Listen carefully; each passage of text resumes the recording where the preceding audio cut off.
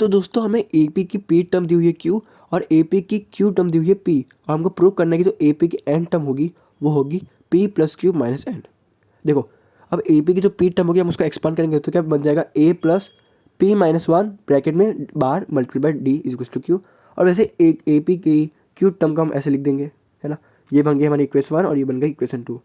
अब हम equation two में से इक्वेशन वन माइनस कर देंगे, है ना। तो याद रखना जब ए पी की जो एक्सपांडेड फॉर्म है जब उसका माइनस होता है ना, तो आपको ट्रिक बताता हूँ। तो आखिर में जो रिजल्ट बचेगा ना वो होगा जो उसके एन टर्म होंगे उसका डिफरेंस इंटू डी। तो यहाँ पे क्या बन जाएगा, ये क्यू माइनस पी ब्रैकेट में into d is equal to p minus q. P minus q में से माइनस को कॉमन लेंगे तो क्या बचेगा, क्यू माइनस पी ब्रैकेट के अंदर, और उससे जो कट कर देंगे तो हमारी डी की वैल्यू आ जाएगी -1। अभी जो डी की -1 वैल्यू है हम उसको डालेंगे इक्वेशन वन में। इक्वेशन वन में डालेंगे तो क्या बन जाएगा, A plus P minus one बाहर ब्रैकेट में आ जाएगा -1 इज इक्वल टू क्यू। तो मल्टीप्लाई करने पे पी इंटू माइनस वन हो जाएगा माइनस पी और -1 इंटू -1 हो जाएगा +1 इक्वल टू क्यू। तो ए की वैल्यू क्या हो जाएगी, उस एक एक करके उधर भेजेंगे तो क्यू माइनस पी उधर क्या हो जाएगा प्लस पी और +1 हो जाएगा -1। तो ए की वैल्यू आ जाएगी क्यू प्लस पी -1। अब देखो एन टर्म क्या होगा हमारा, A plus N minus one D. A की वैल्यू हमें पता है उसको पुट कर देंगे, Q plus P -1 plus N -1, D की वैल्यू थी हमारी -1 तो उसको पुट कर देंगे। तो अब देखो इसको हम लिख सकते हैं कि p प्लस क्यू -1 लिख सकते हैं, कुछ नहीं किया अरेंज किया है। अब n इंटू -1 हो जाएगा -n और -1 इंटू -1 +1, -1 और +1 कैंसिल हो जाएगा तो बचा क्या, p plus q minus n. और वही हमें प्रूव करना था, ए पी की n टर्म होगी p plus q minus n, तो हैंस प्रूव्ड।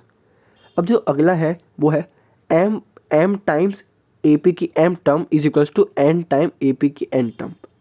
तो हमको प्रूव करना है कि जो ए पी की m प्लस n टर्म होगी वो होगी 0। देखो हम इसको एक्सपांड करके इस इक्वेशन को ऐसा बना सकते हैं कि एम टर्म को A plus M minus one D लिख सकते हैं और एन टर्म को A plus N minus one D. अब इसको मल्टीप्लाई करेंगे डी को तो ये बन जाएगा ब्रैकेट के अंदर A plus M D minus D, और उस साइड भी करेंगे तो बन जाएगा A plus N D minus D. अब एम को सबसे कर देंगे तो क्या बन जाएगा, A M plus M square D minus M D, उस साइड भी A N plus N square D minus N D. अब उसको एक एक करके उधर भेजेंगे तो क्या बन जाएगा, ए एम वहाँ का प्लस ए एन हो जाएगा minus A N, M square D plus का एन स्क्वायर डी हो जाएगा माइनस का एन स्क्वायर डी, और वहाँ से माइनस एम एन डी हो जाएगा प्लस एन डी। देखो यहाँ से ए कॉमन आ रहा है तो ए को कॉमन ले लेंगे और ब्रैकेट में क्या बचा, एम माइनस एन। अब यहाँ इन सबसे डी कॉमन आ रहा है तो डी को कॉमन ले लेंगे तो ब्रैकेट में क्या बचेगा, m square minus n square minus m plus n. तो अब ये बन जाएगा ए ब्रैकेट में m minus n plus d, bracket के अंदर m square minus n square को एक ब्रैकेट में लिखेंगे और यहाँ से माइनस को कॉमन ले लेंगे। माइनस को कॉमन लेंगे तो अंदर क्या बचेगा, एम माइनस एन हो जाएगा।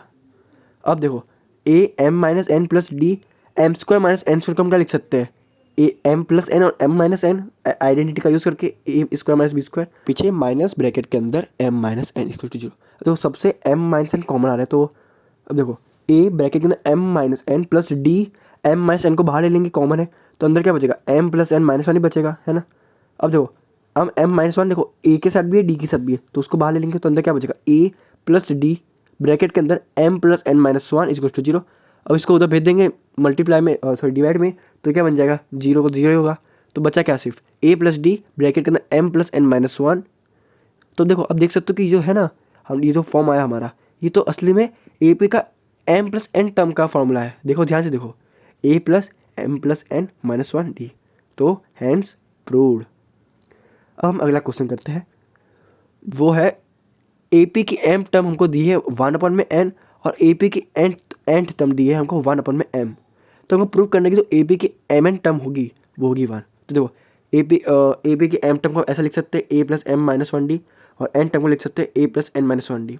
ये बन गई हमारी इक्वेशन 1 और ये बन गई हमारी इक्वेशन 2। अब इक्वेशन 1 माइनस इक्वेशन 2 करेंगे। मैंने आपको पहले बताया था ए पी की फॉर्म का माइनस होगा तो उस आखिर में क्या बचेगा, जो उनका टर्म होगा टर्म उनका डिफरेंस इंटू डी हो जाएगा। तो क्या बन जाएगा ये वाला, एम माइनस एन ब्रैकेट के अंदर और बाहर मल्टीप्लाई में d is equals to equation 1 minus equation 2 किया है तो क्या बन जाएगा, बाहर 1 में एन माइनस 1 में एम, एलसीएम लेंगे तो क्या बन जाएगा, एम माइनस एन अपॉन में एम एन। देखो एम माइनस एन इधर भी है तो कट जाएगा तो बचा क्या, d, d is equals to 1 में एम एन, ये हमारा आ गया डिफरेंस। अब जो ये जो हमारा डी आया हम उसको पुट करेंगे इक्वेशन 1 के अंदर तो ये क्या बन जाएगा, A plus M minus N, D की वैल्यू डालेंगे 1 में M N is equals to 1/n।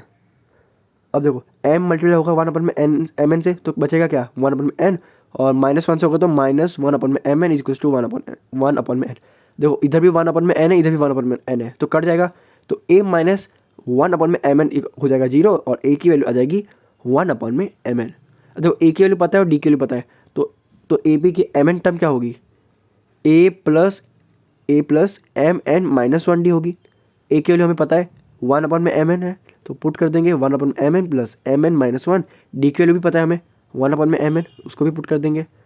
तो अब इसको सॉल्व करने में क्या बनेगा, 1/mn प्लस mn, जब 1/mn से मल्टीप्लाई होगा तो क्या बचेगा 1 बचेगा सिर्फ, और -1 से होगा तो -1/mn प्लस 1/mn, और -1/mn कट जाएगा तो बचेगा क्या 1। और वही हमको प्रूव करना था कि एपी की mn टर्म होगी 1, तो हैंस प्रूव्ड। तो दोस्तों ये थे एपी के मोस्ट इंपॉर्टेंट प्रूव्ड क्वेश्चन जो आपका एग्जाम में, बोर्ड के एग्जाम में पूछ सकते हैं, इसके बहुत चांसेस है। तो आपको कैसा लगा ये वीडियो, इस वीडियो को लाइक करो, शेयर करो, कमेंट करो, और मेरे चैनल को सब्सक्राइब करो। मिलते हैं ऐसे ही अगली वीडियो में, तब तक के लिए गुड बाय।